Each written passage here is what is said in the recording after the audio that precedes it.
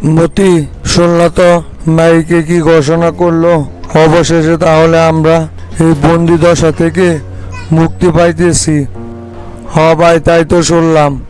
এ ঘোষণা শুনে তো নিজের কানকে নিজেই বিশ্বাস করতে পারতেছি না। হঠাৎ করে বাইরে কি এমন ম্যাজিক ঘটলো যে আমাদের এইভাবে জামিন হয়ে গেল?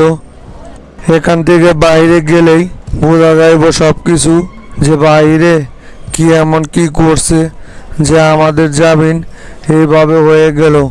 চলো মতি, ব্যাগপত্র সব গুছিয়ে নেই, এখান থেকে বের হইতে হইব আমাদের। হ ভাই, চলেন। এখান থেকে যত তাড়াতাড়ি বের হইতে পারবো ততই ভালো। এখানে আর বসে থাকতে কোনোভাবে মন চাইতেছে না। অনেক দিন যাবৎ জেলে এইভাবে বন্দি হয়ে আছি।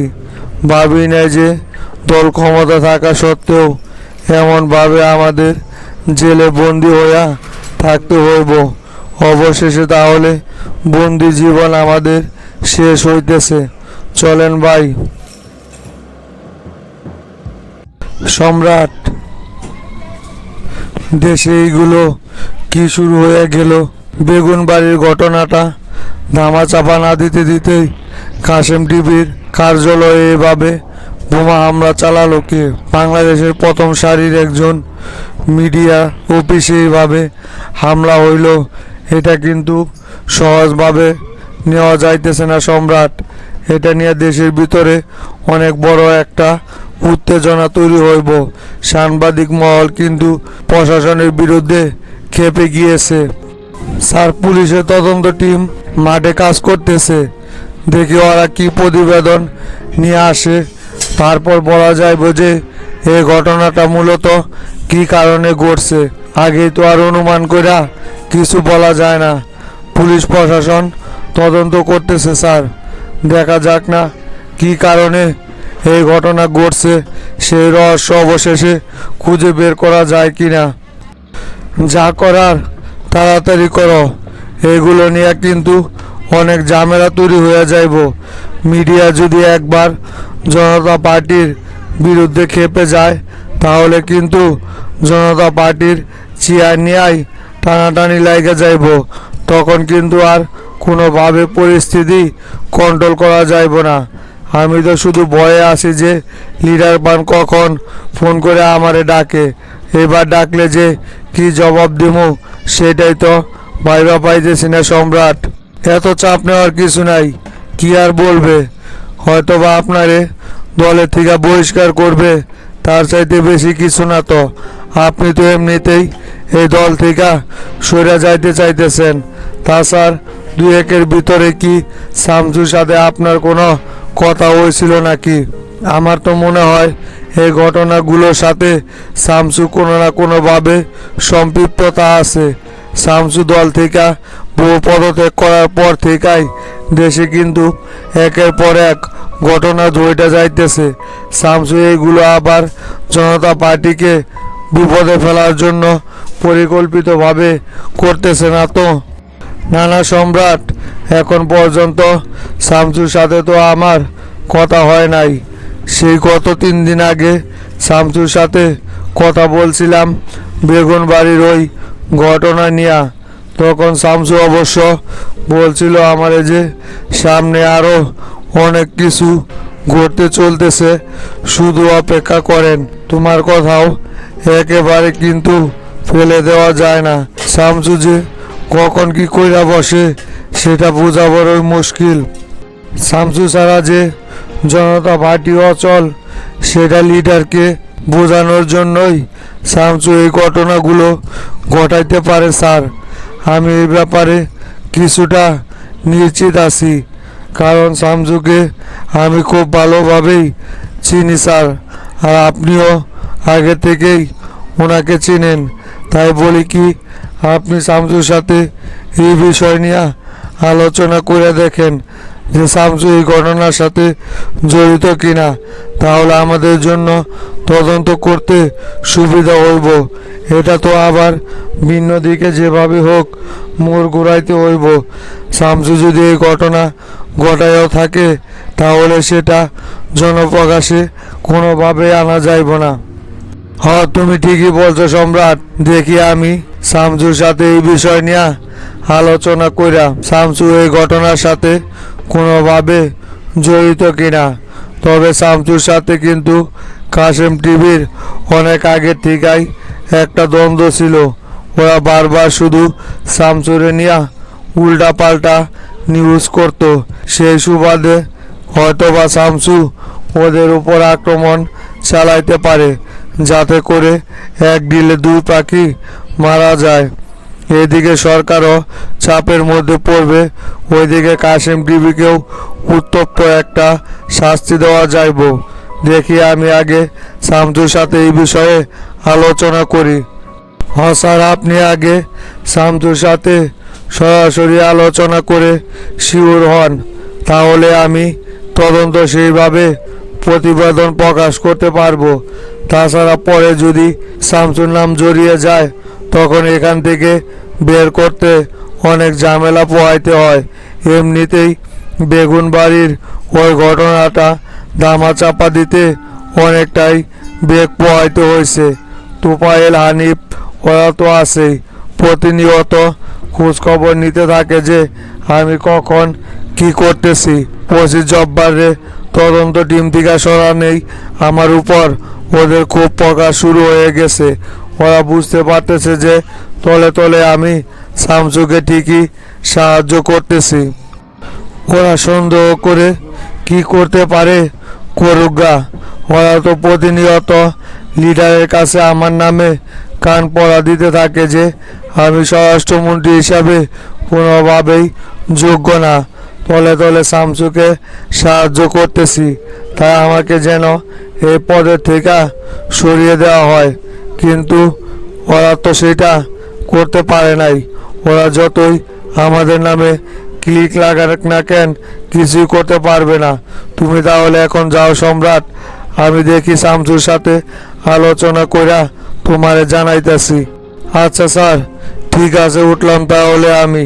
আর সময় মতো মামলার আপডেট প্রতিনিয়ত আপনার কাছে পাঠাইব নি আমি।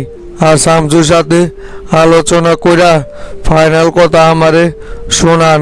যদি শামসু এ ঘটনার সাথে জড়িত থাকে তাহলে তদন্ত একভাবে করব, আর যদি ওই জড়িত না থাকে তাহলে অন্যভাবে করব।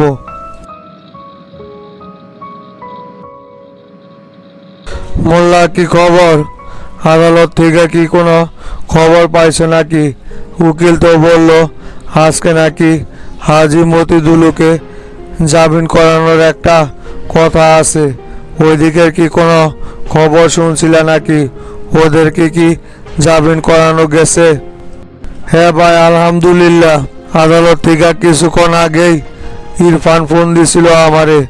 ও হাজি মতি আর দুলু, ওদের তিনজনই জামিন কনফার্ম হয়েছে। ওরা কিছুক্ষণের ভিতরেই চলে আসবো আমাদের মাঝে।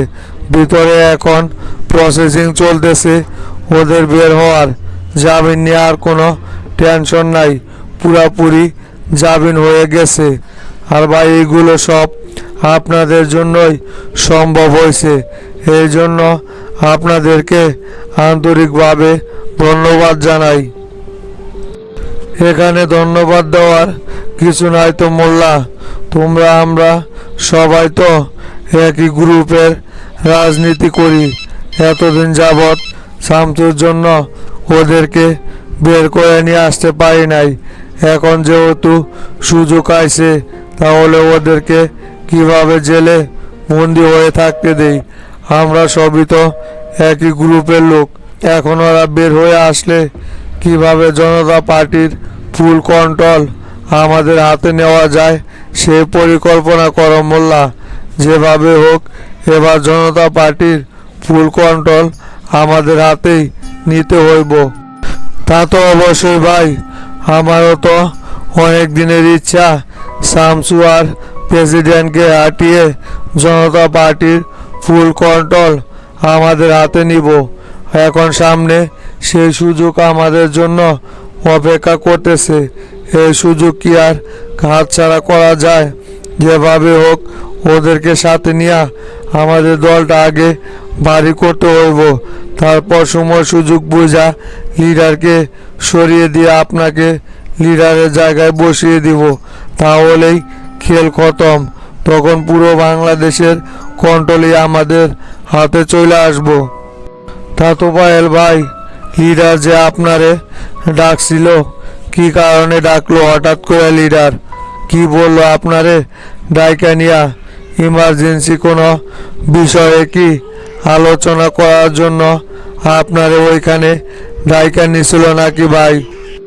হ্যাঁ, ইমার্জেন্সি বিষয় না কেন, লিডার তো ওইখানে আমারে ডাইকা নিয়া সেই টাবান টাবাইলো।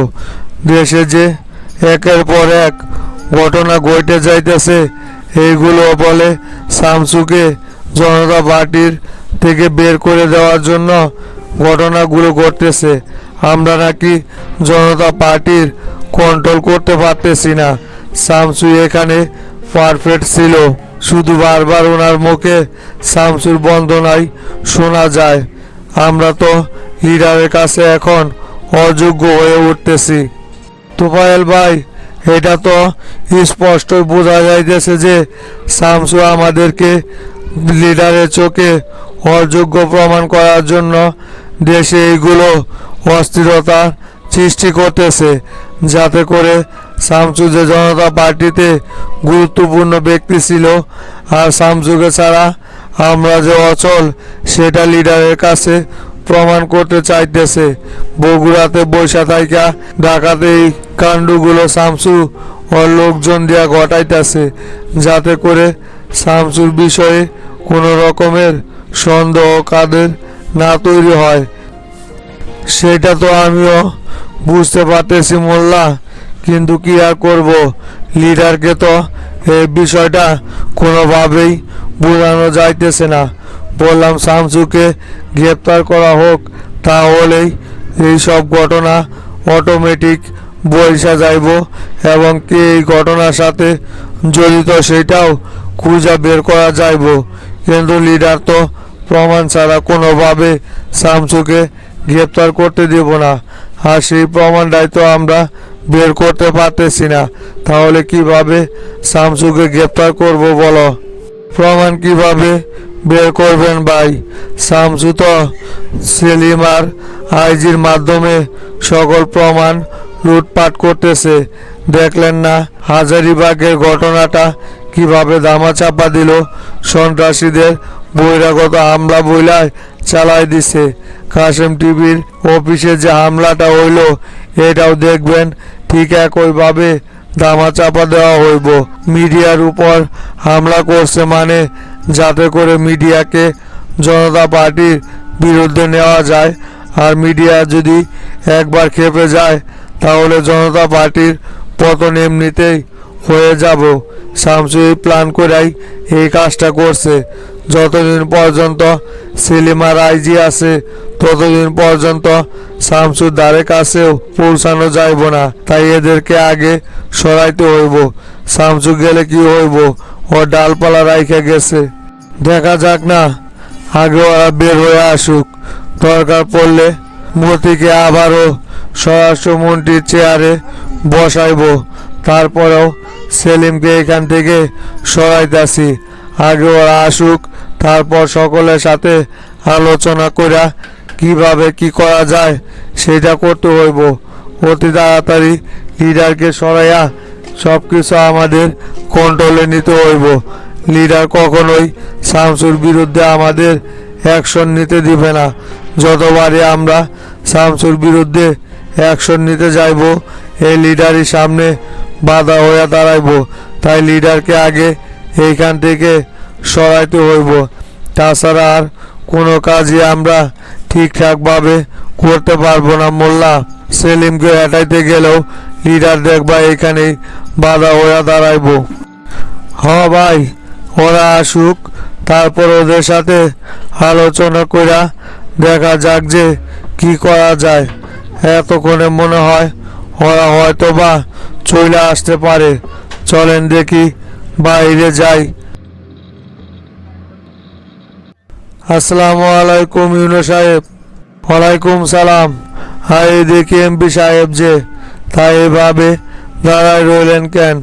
বসেন।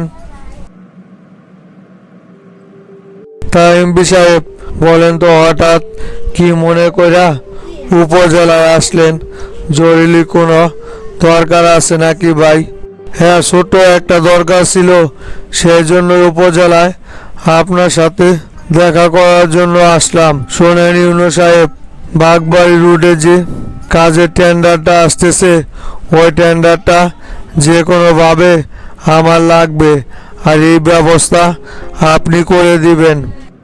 আপনি যেভাবে বলতেছেন এইভাবে আপনাকে টেন্ডার আমি কিভাবে নিয়ে দেব? নিয়ম অনুযায়ী সবাই এখানে আগ্রহ দেখাইতে পারবো, যারটা নিয়ম অনুযায়ী টিকা যাইব সেই টেন্ডার পাইব। এখানে আলাদাভাবে কাউকে দেওয়ার মতো প্রসেস তো নাই। নিয়ম অনুযায়ী যদি আপনার লোক পায় তাহলে অবশ্যই উনি টেন্ডার পাইবে। এই সমস্ত নিয়মের কথা আমারে বইলা কোনো লাভ নাই। কত জায়গায় কতভাবে যে দুর্নীতি হইতেছে, আর আপনি আমাকে নিয়ম দেখাইতেছেন। মনে রাখবেন ইউনূস সাহেব, আমি কিন্তু এখানকার সংসদ সদস্য। এই টেন্ডার যদি আমি কোনোভাবে না পাই তাহলে কিন্তু আপনারও আমি দেখে নিব। এত কথা এখন বলতে পারবো না, তাকে উঠলাম।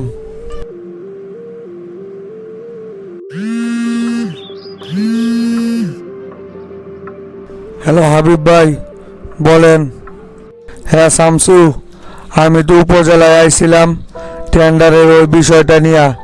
আজকে তো টেন্ডার ড্রপ করার কথা। এখানে তো আইসা দেখি সবিক আগে থেকেই আইসা আছে। আমারে দেখা তো নানান রকমের টেস্ট মারা কথা বলা শুরু করছে। টেন্ডার নাকি এখন থেকে সব টেন্ডার ওর ছেলেপেলেরাই পাইব। এইখানে নাকি অন্য কারো কোনো বেলি নাই। আমারে তো ওপেন চ্যালেঞ্জ করে গেল শামসু। তুমি কি ওনার সাথে আমার বিষয়টা নিয়ে কথা বলছিলে নাকি? সমস্যা নাই হাবিব ভাই, আমি ওনার সাথে কথা বলে রাখছি এই বিষয়ে। টেন্ডার আপনি পাইবেন। সবিক যতই ফাল পারুক না কেন, সবিক কোনোভাবেই টেন্ডার নিতে পারবো না। ওই এমপি হয়েছে তাতে কি হয়ে গেছে? শামসুর এক কথা 100 কথা সমান। কথাটা মনে রাখবেন হাবিব ভাই। সবিকের বিঘার বাড়ছে না, ওই বিঘার অল্পতেই থাইমা যাইব। সমস্যা নাই, আমি ওনার সাথে কথা বলে রাখছি আপনার বিষয়টা নিয়ে। আপনি ওনার সাথে দেখা করেন। বিঘার কি খালি বাড়ছে সবিকের? আর বইল না শামসু, ওর জন্য তো কোনো জায়গায় টিকতে পারতেছি না। যেখানে যাইতেছে সেইখানে এমপি গরম দেখাইয়া পুরো মাঠ গরম করে ফেলাইতেছে। এমপি হইয়া না জানি ওই কত বড় একটা ম্যাজিস্ট্রেট হয়ে আইছে, সেটা তো ওরে না দেখলে বোঝা যায় না শামসু।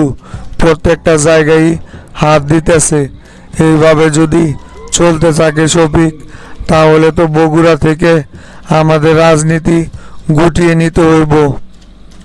বাড়তে দেন না হাবিব ভাই, কথায় আছে না, বেশি বুঝলে গোড়ার পেটে যাইতে হয়। শফিকের দশাও সেই রকমই হইব। শুধু কয়েকটা দিন অপেক্ষা করেন। এই শামসু যে কি জিনিস সেটা হারে হারে শফিক টের পাইব। বারবার ওরে উচিত শিক্ষা দেওয়ার পরেও অত শিক্ষা হয় নাই। আরেকবার এমপি হয়েছিল না, 3 মাসও কিন্তু টিকতে পারে নাই। এবারও সেম দশা হইব। আপনি উপজেলায় কাজ শেষ হইলে আমার সাথে আইসা দেখা করেন হাবিব ভাই, আপনার সাথে কথা আছে। আচ্ছা শামসু, ঠিক আছে। আমি উপজেলার কাজটা শেষ হইলেই তোমার সাথে আইসা দেখা করতেছি শামসু। এই দিকের কাজটা শেষ করি তাইলে। রাখলাম শামসু।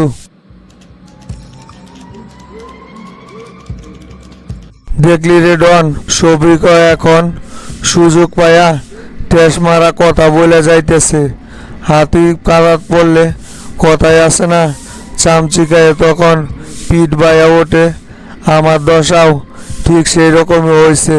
তুই যে বারে বারে বলস টেনশন না করতে আমারে টেনশন না কইরা কোনো উপায় আছে নাকি? এত সুন্দর সাজানো গুজানো মাঠ নষ্ট হয়ে গেল।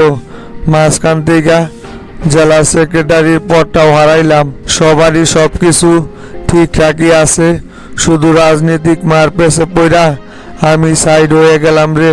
এইগুলো কি আর মাইনা নেওয়া যায় নাকি রে ডন?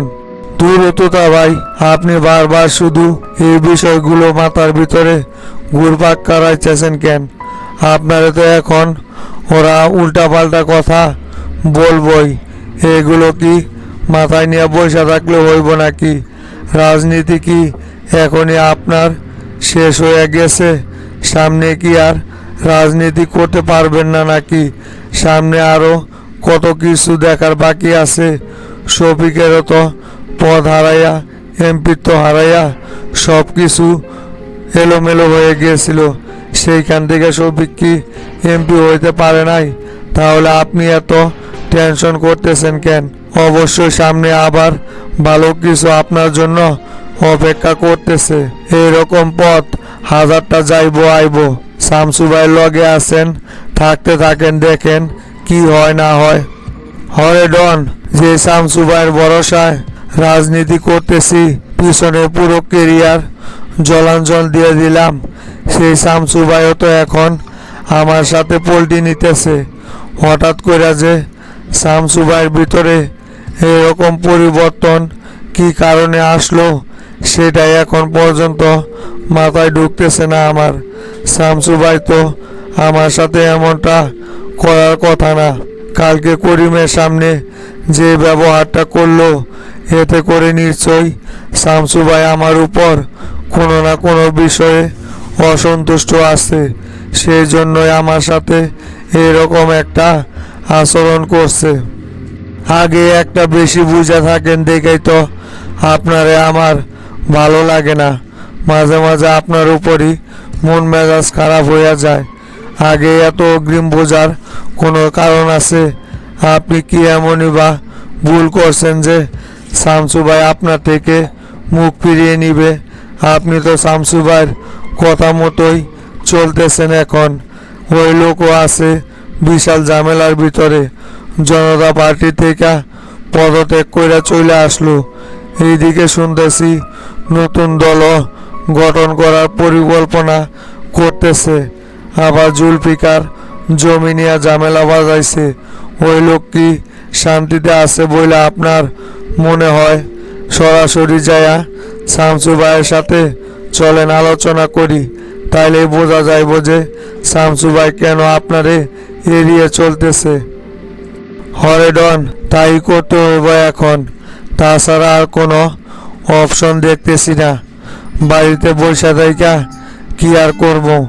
চল শামসু ভাইয়ের সাথে আলোচনা করে আসি।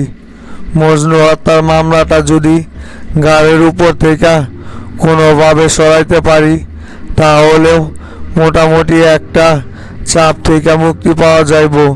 এই মজনু হত্যার মামলাটা আমার জীবনটা একেবারে জ্বালাপালা কইরা ছাড়ছে। যে কইরাই হোক এই মামলা থেকে আমাকে রেহাই পেতেই হইব। সেই কখন থেকে তো আমি আপনারে এইটাই বইলা যাইতেছি। এখানে বইসা বইসা হাজারে কথা বইলা বিন্দু পরিমাণ কোনো লাভ হইব না। যা করার শামসু ভাইয়ের সামনে যায়া বলতে হইব। আমি গাড়ি বের করতেছি, আপনি দ্রুত বের হয়ে আসেন। শামসু ভাই নয় পার্টি অফিসে আছে, তা না হলে বাসায় আছে। চলেন দেখি আগে বের হয়ে যাই, পরে শামসু ভাইরে ঠিকই খুঁজে বের করা যাইব। কিরে জাহাঙ্গীর, কই থাকিস তুই? কখন দিকে তোরে খুঁজে বেড়াইতেছি। টেন্ডার বক্সে কি টেন্ডার ডপ করছস, না যাইরা ইন্দা উন্দা ঘুরে বেড়াইতেছস তুই? কি যে বলেন না হাবিব ভাই, আজাইরা ঘুরে বেড়ামো কেন? টেন্ডার বক্সে গেছিলাম টেন্ডার জমা দিতে, জমা দিয়ে আসলাম। আর ওইখানে তো ভাই বাটুল ছেলে পেলে নিয়া খুব ঝামেলা করতেছে। কাউকে কোনো রকমের টেন্ডার জমা দিতে দিতেছে না। ওরাই নাকি সব টেন্ডার খাইব। বাচ্চু মাস্টারের এই টেন্ডার দেওয়ার জন্য শফিক বলছে। বাটুল তো বলতেছে বাচ্চু মাস্টারের টেন্ডার বক্স ছাড়া আর কারো টেন্ডার বক্সে জমা পড়ব না। পরে ওইটা নিয়েই বাটুলের সাথে ঝামেলা তৈরি হয়েছিল, সেই জন্যই আসতে দেরি হয়েছে। তবে টেন্ডার বক্সে টেন্ডার জমা দিয়ে আইছি আমি। শফিকের বাপের ঘরের কথা তো এটা, জোয়ার টেন্ডার ছাড়া আর কেউ টেন্ডার জমা দিতে পারবো না। আর এই বাটুলের তো দেখতেছি খুব বেশি সাহস বাইরে গেছে, আমার টেন্ডার ওই জমা দিতে বাধা দেয়। এই শালারে দইরা না পিটন দিলে তো কোনোভাবে ওর উচিত শিক্ষা হইব না। শফিকের পিছনে থাইকা 3 দিন দেখতেছি বাটুলের সাহস আঁকা চোয়া হয়ে যাইতেছে। যেদিন ধরবো না এক একটারে টান দিয়ে একেবারে ফাইরা ফালাই দিমু। আমার নামও হাবিব। হাবিব ভাই, ঠিকই বলছেন আপনি। বাটুলের তো যে ভাব দেখায় মনে হয় শফিক এমপি হয় নাই, বাটুলি এমপি হইয়া বসে আছে। এমন একটা পারসাট নিয়ে চলাফেরা করে, ওই জায়গায় গেলে আপনি দেখতে পারতেন এক একজনেরও টেন্ডার বক্সের আশেপাশে বিতে দিতেছে না। আমি তাও জারি জুড়ি মাইরা টেন্ডারটা জমা দিয়ে আইছি, আর কেউই তো জমা দিতে পারতেছে না। যে অবস্থা দেখলাম তাতে করে তো মনে হইতেছে এবারে টেন্ডার ওরাই নিব। হাবিব ভাই, কোনোভাবে কি এই টেন্ডার আমরা ড্রপ করতে পারবো বলে আপনার মনে হইতেছে? শফিকরেও দেখলাম এত নালি আদেশের না রে জাহাঙ্গীর। শফিক এমপি হয়েছে দেখাই যে সব কিছু আর কথা মতো চলবো সেটা না। আমিও জেলার সেক্রেটারি, বুঝছস? টেন্ডার কিভাবে শফিক এইখান থেকে নিয়ে যায় সেটাও দেখা সাইরা দিমু। শামসুরে দিয়া ইউনোর সাথে আগেই লাইন গার্ড সব ক্লিয়ার করে রাখছি। টেন্ডার এবার আমরাই পাইমু, কেউ আমাদের টেন্ডার মিস করতে পারবো না। এ ব্যাপারে তুই নিশ্চিত থাক। আর বাইরে যা ছেলে পেলে নিয়ে অপেক্ষা কর, আমি ইউনোর সাথে দেখা করে আসতেছি। আচ্ছা ভাই, ঠিক আছে, আমি বাইরে অপেক্ষা করতেছি। তবে হাবিব ভাই, বাটুল যদি যাইছে আমার সাথে গ্যাঞ্জাম করতে আসে, আমিও কিন্তু চুপ করে বসে থাকবো না। বাটুলের সাথে কিন্তু গ্যাঞ্জাম বাজা যাইব আমার। আমি আগে থেকেই আপনারে বলে রাখলাম। অনেকক্ষণ সময় ধরে ওর পাটসার দিয়ে গাইতেছি আমি। মাথা মুথা কিন্তু আমার সেই সকালবেলায় গরম হয়ে গেছে। পরে কিন্তু আবার আমারে কিছু বললেন না। তোরে কি এখন আমি কোনো গ্যাঞ্জাম করতে বলছি? আগ বাড়াইয়া কোনো কাজ করতে যাইবি না। যখন গ্যাঞ্জাম করার প্রয়োজন হইব তখন আমি তোরে বলবো গ্যাঞ্জাম করার জন্য। এখন আপাতত উপজেলায় যেন কোনো রকমের কোনো ঝামেলা তৈরি না হয়। তুই ছেলে পেলে নিয়ে এক সাইডে দাঁড়া, আমি কিছুক্ষণের ভিতরেই আসতেছি।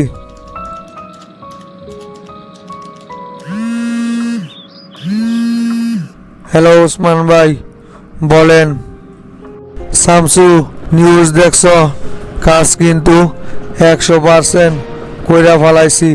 তুমি যেইভাবে যা করতে বলছিলা ঠিক সেইভাবেই তোমার প্ল্যান অনুযায়ী কাজটা করে আইছি আমি। পুরো কাশেম টিভির ভবনটাই উড়িয়ে দিয়েছি। ওইখানে আর অবশিষ্ট কোনো কিছু নাই, একেবারে ধ্বংসযোগ্যতে পরিণত হয়েছে। হ্যাঁ ওসমান ভাই, আপনার কাজে আমি খুবই সন্তুষ্ট।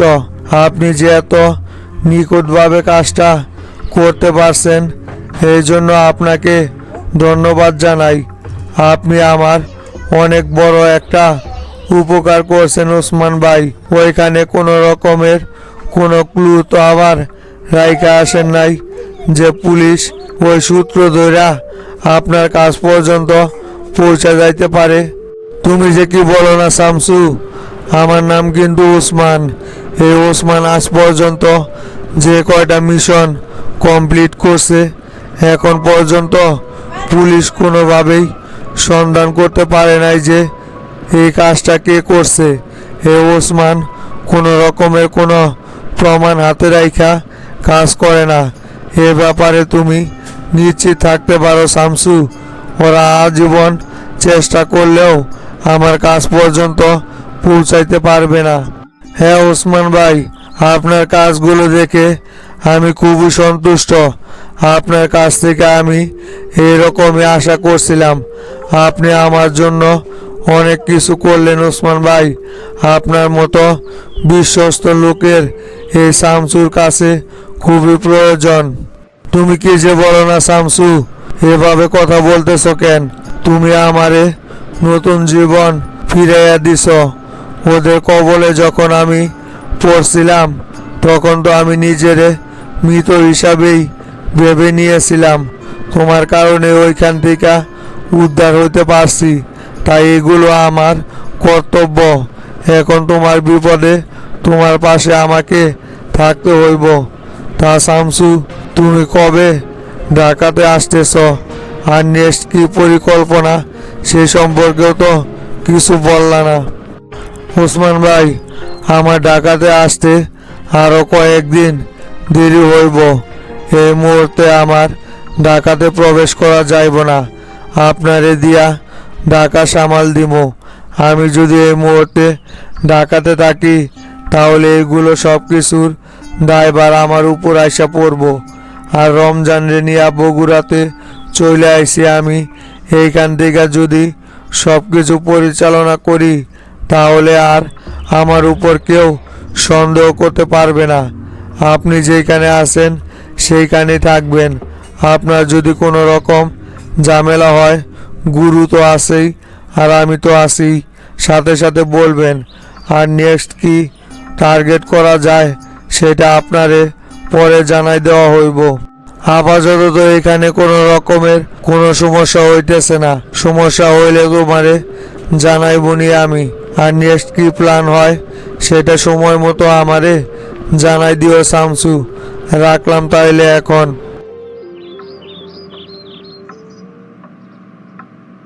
উস্তাদ, ঢাকার কাহিনী তো কিছুই বুঝতে পারতেছি না। একের পর এক ঘটনা যে ঘটতেছে এগুলো তাহলে আপনি ওসমান ভাইকে দিয়া ঘটাইতেছেন। তাহলে আমাকে এইখানে নিয়ে আসলেন কেন? আমি ওই জায়গায় ওসমান ভাইয়ের সাথে থাকলে তো ওসমান ভাইয়ের এই সমস্ত কাজে আরও হেল্প করতে পারতাম। তা তুই আমারে এই বগুড়াতে সাথে করে নিয়ে এসে পড়লেন কেন? তুই যদি এটা বুঝতি তাহলে তো কাজই হইতো। তোর মাথায় এই প্ল্যান ঢুকবো না। এগুলো আমি ওরে দিয়ে করাইতেছি যাতে করে কেউ আমার উপর কোনো সন্দেহ করতে না পারে। আর তুই যদি ঢাকাতে থাকস, তুই হচ্ছে শামসুর ডাইন হাত। সকলে সেটা খুব ভালো করে জানে। আর তোর উপর এই অভিযোগগুলো ঠিকই উঠা যাইতো। সেই জন্যই তোরে সঙ্গে করে নিয়া বগুড়াতে আইছি।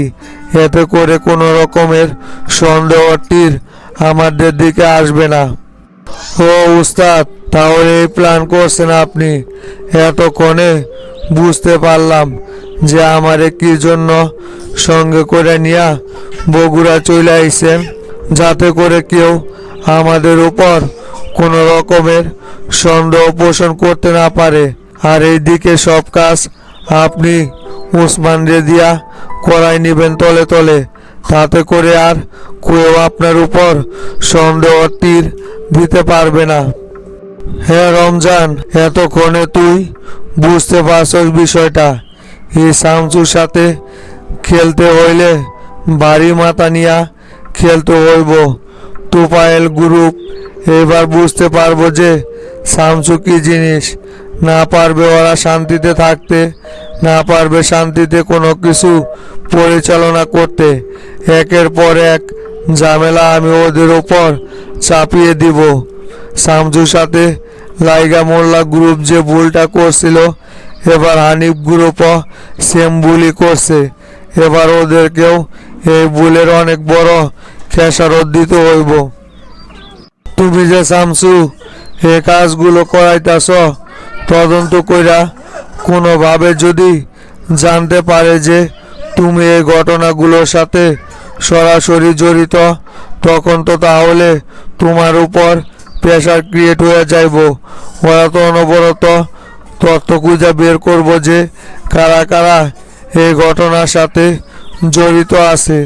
যদি কোনোভাবে ওরা টের পেয়ে যায় যে তুমি এই ঘটনাগুলো ঘটাইতেছ। আর এই জন্যই তো চাচা সেলিম ভাইরে পদত্যাগ না করাইয়া জনতা পার্টিতে রাখছি। সেলিম ভাই স্বরাষ্ট্রমন্ত্রী হিসাবে আর সম্রাট যতদিন আইজির দায়িত্বে আছে ততদিন পর্যন্ত ওরা আমার কোনো ক্ষতি করতে পারবে না। কারণ এই সব তদন্তর প্রতিবেদন প্রেসিডেন্টের কাছে ওরাই জমা দেব। যদি কোনোভাবে এখানে আমার সম্পৃক্ততা খুঁজে পায় তাহলেও সেটা জনসম্মুখে কখনোই আসবে না। দেখলেন না বেগুনবাড়ির ঘটনারা কিভাবে ধামাচাপা দিয়ে ফেললো। সত্যি শামসু, তোমার কোনো তুলনা হয় না। তুমি যে কোন ঘটনা কোন দিক দিয়ে আয়না পেঁচ দাও সেটা বোঝার মতো মাথা এত তাড়াতাড়ি কারো হইয়া পারে নাই। কেন যে তোমার সাথে বারবার এরা লাগতে আসে সেটাই বুঝি না। প্রত্যেকবারই কোনো না কোনোভাবে পরাজিত হয়ে যায়, তারপরেও এরা বারবার সেই তোমার পিছনেই লাগতে আসে। আজ পর্যন্ত যারাই তোমার ক্ষতি করার জন্য আইছে কেউই টিকা থাকতে পারে নাই, সবাই ধ্বংস হয়ে গেছে। এইগুলো হয়েছে শুধু চাচা সত্যের জন্য। সত্যের পথে থাকছি বইলাই কেউ আজ পর্যন্ত আমার কোনো ক্ষতি করতে পারে নাই। ভবিষ্যতেও আশা করি কেউ কোনো ক্ষতি করতে পারবে না। চাচা ওঠেন, এখন এসপি অফিসে যাইমু। এসপির সাথে আলোচনা আছে, এসপির সাথে আলোচনা করে আসি।